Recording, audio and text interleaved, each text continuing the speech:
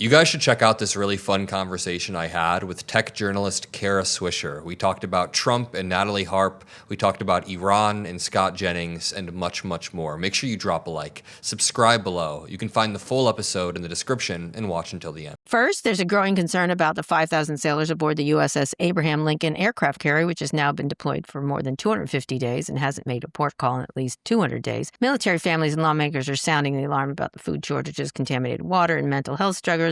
There's reports of multiple attempts by crew members to jump overboard. Defense Secretary Pete Hegseth said concern about conditions on board have been completely misrepresented. And acting Navy Secretary notes the Lincoln's deployment was extended because the mission demanded it.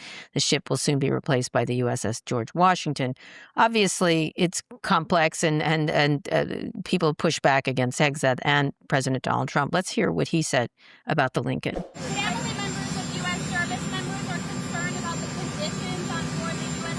Well, no, that ship is moving. No, they're not. That ship is moving right now, or very shortly, and it's being replaced with another very similar ship. Has the deployment gone on too long? Are you No. Not nearly long enough. So that was something to say. I think the families are very upset. Now, also, Georgia Democratic Jon Ossoff this week had some thoughts on all of this and Trump in general. Let's listen to what he said at a rally on Sunday night. And while the sailors on the Lincoln fight his war, while he fruitlessly drains our munitions and oil reserves, the president sleeps through his meetings. He golfs and trades stocks. See, he doesn't want to do the job. He wants to build his ballroom and travel with Natalie on their apparently defenseless flying palace gifted by the Emir of Qatar. I just want to explain to listeners, Natalie is Natalie Harp, Trump's personal aide, also known as the human printer. She's sort of his binky or comfort blanket, as Maggie Haberman, speaking of which, recently put it. Natalie was even with him in the catering cart during his plane decoy operation last month. Talk a little bit about these stories. These are all like merging into one story. And also, by the way, Maggie talked about the Secret Service being nervous about Natalie Harp and her love notes she leaves for Trump all around his private spaces. Talk a little about these stories. This is bizarre on all levels, Adam. Yeah, first of all, Jon Ossoff did a really good job of weaving everything together there. I think he's a really talented communicator. Natalie Harp has been leaving a lot of these weird notes for Donald Trump saying, "You are all that matters to me." And she's inseparable from him at a time when Melania has kind of been missing from all these public events.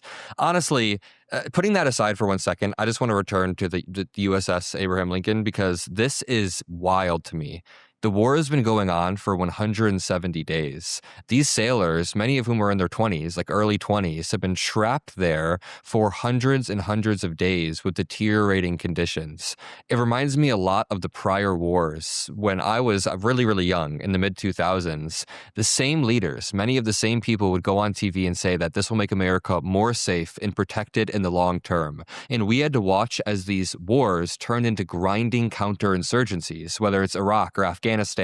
We were told that we were winning. They went out there and they said, "We're winning. We killed the bad guy. Saddam Hussein's dead." Then it turned into a grinding counterinsurgency that cost us trillions of dollars. We are seeing the same thing repeat. We have these leaders going out on television claiming that this war is being won, that their military is destroyed. That's obviously not true. If the military were destroyed from Iran, then why is Trump still in danger? Why are Trump and Natalie Harp in this catering cart? Why is the Strait of Hormuz closed? It's very clear that Iran still has a chokehold over the region. They still have enough of a military to close the Strait of Hormuz, and it's not making us safer. I think there's a really strong parallel to be drawn that a lot of millennials or a lot of people in my generation, especially people of your generation, have seen play out over the years. Being in the Middle East doesn't just make us more safe because we're in the Middle East. We have to be getting political concessions from the country. So, sorry, all of this is to say that we're not getting any political concessions out of this war. Trump is more focused on hanging out with Natalie Harp, and Americans are struggling right now. It's bad. The USS Abraham Lincoln has 20-year-olds. Do young people think about this ship and did these stories break through? The war is absolutely breaking through. It's a pretty big promise that you can't ignore or avoid. It's a complete 180 from what he said on the campaign, which was no new wars. And that really bothers a lot of young people. You can see it in the way that it manifests on like Joe Rogan's podcast or Theo Vaughn. Theo Vaughn's a comedian who's not even MAGA. People always try to ascribe these beliefs. He's just a dude who kind of pays attention to the news when it's there. And when it comes to Iran, he keeps saying that this is a illegal war. It's a war of aggression, that it's not right. Joe Rogan has echoed similar thoughts about us being stuck. I think the broad populace of young people and these figures don't like this same war because of what I just said. The echoes of the prior wars in the mid-2000s. Mm-hmm, absolutely. One of the things that's really interesting is I've noticed both my sons very much focused on it, and they're between your age. One is 21, one is 24. And this is at the top of mind for them. But this seems to have resonated in a way that a lot of news stories haven't. They're aware of the Natalie Harp of it all, but I think they were super offended by the way they talked about these families. My dad was in the military and was in the Navy, and I was offended for these families. What has to occur here? And why do you imagine this is the way Trump is handling it? I think that he's kind of cornered right now. He's trapped himself, and he's trying to negotiate with the carrot. He's trying to entice them via negotiations and use the carrot. It's not working. And then he's trying to use the stick and bomb them over and over, and that's not working. So he's cornered himself to a point. He's entirely trying to reject this idea that he's cornered. And it does break through to young people. It's just such a brazen, broken promise. I also want to point out, we're going to spend hundreds of billions of dollars on this. We already spend $1 trillion per year on the interest of our national debt. Just to service our debt, we spend $1 trillion per year. It's one of the most expensive line items that we have in our country. Like my generation, your son's generation, we're going to have to bear the brunt of all of this debt that is accumulating right now. And I think the most offensive part is the way that Trump and the people around him are lying about it so brazenly, acting like it's not existing, trying to blind themselves. They have people like Caroline Leavitt, even the Scott Jennings of it all, going out there and trying to say that there's nothing wrong, that we're winning this war. It's a really sickening lie. Is it an out of touch thing? Is it an age thing? When you listen to them, or is it just they're just good at lying? They're just trying to toe the party line. You know how when we ask any Republican who won the 2020 election, they have that line that they run? Mm-hmm. They're like, some of them, not all. Well, most of them that are trying to become a cabinet member say this. They're like, Joe Biden was certified. They have this weird way they go around it. I think they have to toe the party line, and they have to hold faith in the Iran war. But one more time, it started 170 days ago. What do they say, 4 to 6 weeks at the beginning of this? Yes, they did. And I was with actually a pretty prominent Republican senator. He goes, if this is more than 2 weeks, Kara, everything's fucked. And I was like, I texted him. I'm like, it's more than 2 weeks. It's pretty bad now. Did you see the Chris Christie clip where he said that Trump is going to be Jimmy Cartered, that Iran learned one lesson from the Jimmy Carter debacle, that you can hold something hostage, and if you do it for long enough, it begins to look bad for the president every single day. Oh, it's his biggest favor. I was with a pretty prominent foreign affairs. This is like they were talking about the attempts by Iran to kill him, and they're like, why would they? He's good for them, like in terms of giving them a lot of cover and an ability to just make exactly what you're talking about. Jimmy Carter, he's being Jimmy Carter. Does the Natalie Harp story get a lot of resonance? It seems a little prurient, but at the same time, it's weird. And she's right there, like all the times. Yeah, people find it very interesting, combined with the fact that Melania is also gone. I mean, listen, Melania is clearly not enjoying this. And I'm not going to speculate on like what Trump and Natalie Harp are doing, but Natalie Harp has been obsessed with him for years. I found this thread from Decoding Fox News, a Twitter account, and they point out that Natalie Harp on OAN used to sign off her show by quoting the Bible, and sometimes she would quote Trump in lieu of the Bible. So she would either quote Trump or quote the Bible back in 2020, 2021.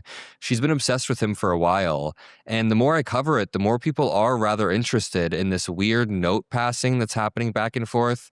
Apparently, the Secret Service, as you mentioned out, said this was sort of a security concern. There's a bunch of photos of Natalie Harp smiling at him, like that new movie Obsession, you know, the new horror movie that's coming out. She's standing in the corner, like smiling at him. I swear to God, if you look at these photos. Explain Obsession. It's like a curse. It's like a horror movie where a guy wishes that his girlfriend is obsessed with him, and then it turns into a curse where she's really creepily obsessed with him. And that's Natalie Harp all the time. That movie doesn't end well. Anyway, Adam, let's go on a quick break. We come back. Press Secretary Carolyn Leavitt steps down. We're back. Who will replace Press Secretary Carolyn Leavitt? As of this recording, we don't know. Trump announced last week that Leavitt is stepping down at the end of the month to spend more time with her family. She just had her second kid. Some of the rumored candidates to replace Leavitt include Trump's former personal lawyer, Alina Habba, who was with him at his dancing to YMCA at the club in New Jersey recently, his daughter-in-law, Lara Trump, and political commentator Scott Jennings, your best friend. I'll mention that after, but Scott was asked about this on CNN. Let's listen to what he said. Scott, who should replace Caroline Leavitt? Obviously, she is stepping Scott down. Jennings. And are you throwing your hat in the ring? Who do you? Yeah. Well, first of all, are you throwing your hat in the ring? And will you serve, Scott? Answer the question. No, look. Answer the question. I don't know, but I'll tell you this: Caroline Leavitt has been maybe the greatest White House press secretary in the last 30 years, at least. She's been nothing short of brilliant. She's done it while raising a young family. I think it's great that she's going to go spend time with her family, but I don't know a single Republican in the country who isn't in awe of and in appreciation of Caroline tonight. So Godspeed on your journey back to your family. You've done great. Do you want the job or not? Let me help Scott. Democrats are afraid of Scott Jennings becoming press secretary. There you go. Okay. So explain. I want to remind people before we get into this. You have a little history with Scott Jennings. This was so sweet. Let's listen to a clip. Scott Jennings is more than happy to defend a war with a country that starts with the letters IRA that we are currently failing, that is going to put us trillions and trillions of dollars more in debt. I was only a few years old while you were in the administration defending prior endless wars. Now, this war is failing. 8 weeks is endless to you? Okay, you said it was going to be 4 to 6 weeks. You have the attention span of a gnat? Homie, I debated you on TV 4 to 6 weeks ago, and you said we were weeks away from it. Now you're making condescending remarks because you can't defend the fact that this war is not going your way. Wait, one more time. Not going your way. Name one political concession. Name one political concession. Honestly. Yeah, get your fucking hand out of myself. That got a lot of attention. So talk a little bit about that first, and then the press secretary's job. Does it matter? One way or the other, if Scott Jennings goes there or any of these other names we've mentioned? I mean, I think that Scott Jennings would make a perfect press secretary from all of my past interactions with him. Unfortunately, it's probably too much of a pay cut because he likes doing the media stuff where he's always towing the line.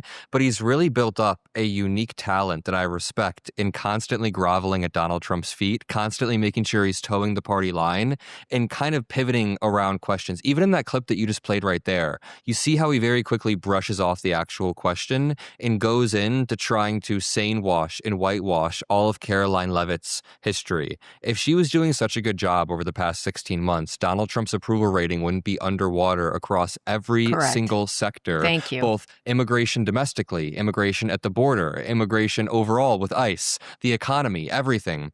When it comes to Scott Jennings, I mean, I can explain how that clip came to be. It was the Iran war putting so much pressure on him. Let me reword that. Him putting pressure on himself because he kept lying about the Iran war week after week after week, and we blew through the timeline. I was sitting next to him on these panels, and he was saying this was going to be a 4 to 6 week timeline, right? 4 to 6 week war. We blew through that, and then it was 7 to 8 weeks, then 9 to 10 weeks, and we were 12 weeks in, and I would probably feel a lot of pressure too if I were the one who had to keep lying about this war. So as I point out, he'll lie about any war that starts with the letters IRA, and I really do think he had cornered himself and felt the pressure in that moment. There's something weirdly fragile and not masculine about constantly trying to dish it out and be condescending on these panels. But then the moment someone tries to reciprocate and at least like press you on something, you freak the hell out. There's something really fragile and like hypocritical about that, in my opinion. What in that moment, what was, you handled it really rather well. And you didn't have your hand in his face. Let's be clear. No, that was so strange. I was like, what are you talking about? And he actually got physical. I've noticed a lot of physicality when RFK interviewed Dana Bash, was interviewed by Dana Bash. He was moving forward. It's very strange and weird. And you're right. I wouldn't say non-masculine. It's something weird. It's something else that's very strange. It's a very strange reaction to what I thought was a legitimate point you were making. And, you're very good at debate, so that probably irked him.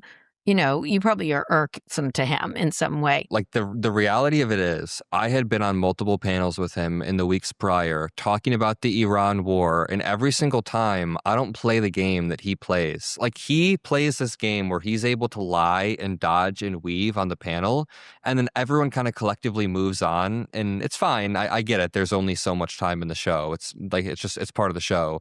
But sometimes I'm like, wait a minute, I genuinely don't want to move on from this guy weaving around this right now. So I pressed him on it, and he didn't have an answer. I think that that you could just admit the Iran war is failing, and it would be much easier than blowing up and doing that to yourself. Mm-hmm.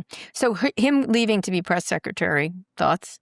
I don't know. I don't think it's going to happen. I mean, I wouldn't be surprised if he's probably floating his own name just to create the headlines and the buzz surrounding it. No, I think he's being considered. I believe that to be true. I do think you're right. He likes media attention and money. I guess the question would be what's the upside versus downside? The downside is that you have to constantly be a part of these clips where the media are trying to pin you down and press you. And we saw right there, he doesn't have the temper at this very moment. I don't know what's going on with him. He just doesn't have the temper.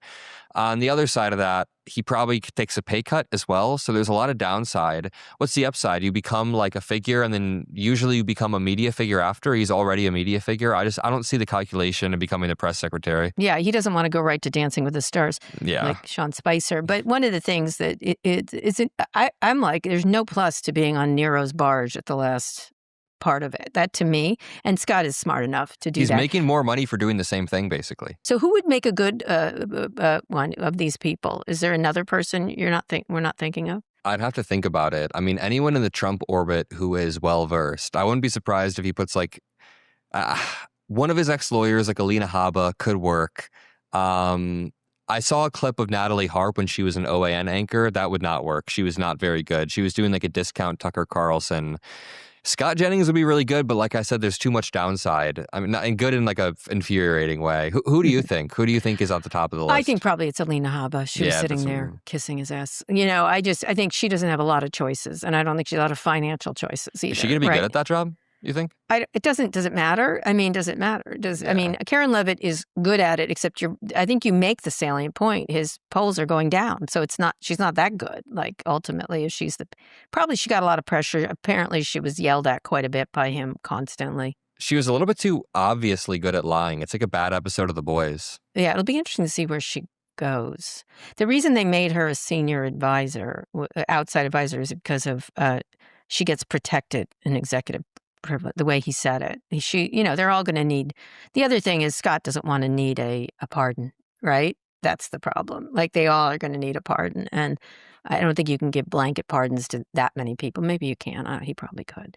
But I think there's a doubt. I think it hardly matters now after the midterms. Like that's going to be a shitty fucking job for whoever it is. It seems to me. Caroline got out at the right time. Yeah, she really is. She's very canny that way.